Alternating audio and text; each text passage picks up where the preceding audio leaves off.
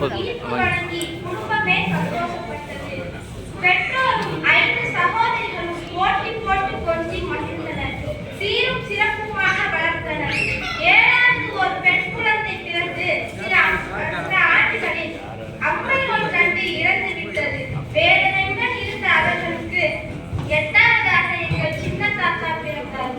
குடும்பத்தினர் அனைவரும் சீரும் சிறப்புமாக வளர்த்தனர்.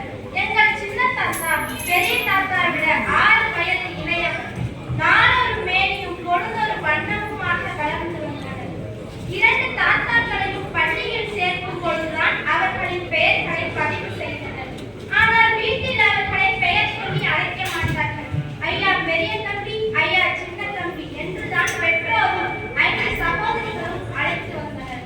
அதே மாதிரி சகோதரிகளின் பிள்ளைகளும் பெரிய மாமா சின்ன மாமா என்றும் சகோதரர்களின் பிள்ளைகளும் பெரியப்பா சித்தப்பா என்றும் அழைத்தனர்.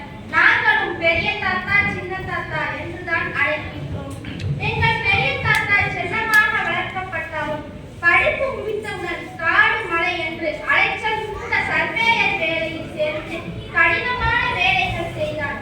சின்ன தாத்தா ஆசிரியர் வேலை பார்த்தார்.